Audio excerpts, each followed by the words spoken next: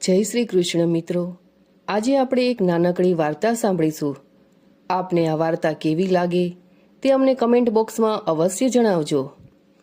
એક નાનો તથા અતિ ગરીબ પરિવાર ધરાવતી સ્ત્રીએ એકવાર ઠાકોરજીની મદદ માંગવા રેડિયો સ્ટેશને ફોન કર્યો.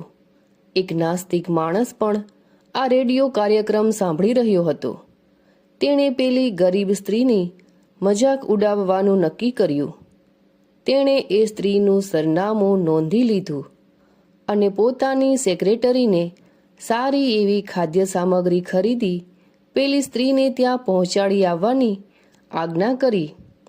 પણ તેણે પોતાની સેક્રેટરીને એક વિચિત્ર સૂચના આપી. તેણે કહ્યું, જ્યારે એ ગરીબ સ્ત્રી પૂછે કે આ ખાવાનું કોણે મોકલાવ્યું છે, તો ત્યારે જવાબ આપવો કે એ શેતાને મોકલાવ્યું છે.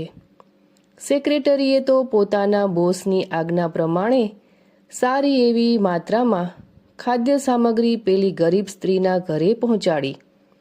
ગરીબ સ્ત્રી તો આટલી બધી ખાદ્ય સામગ્રી જોઈને રાજીના રેડ થઈ ગઈ.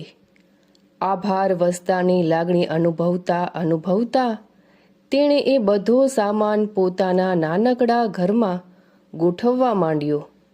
સેક્રેટરીએ થોડી રાહ જોયા બાદ જ્યારે ગરીબ સ્ત્રી તરફથી કોઈ સવાલ ન થયો ત્યારે અકળાઈને સામેથી જ પૂછી નાખ્યું, શું તમને એ જાણવાની ઈચ્છા નથી કે આ બધું કોણે મોકલાવ્યું છે?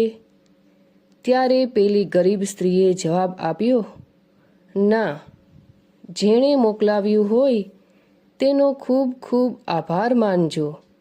મને એની પરવા નથી, એ જે કોઈ પણ હોય.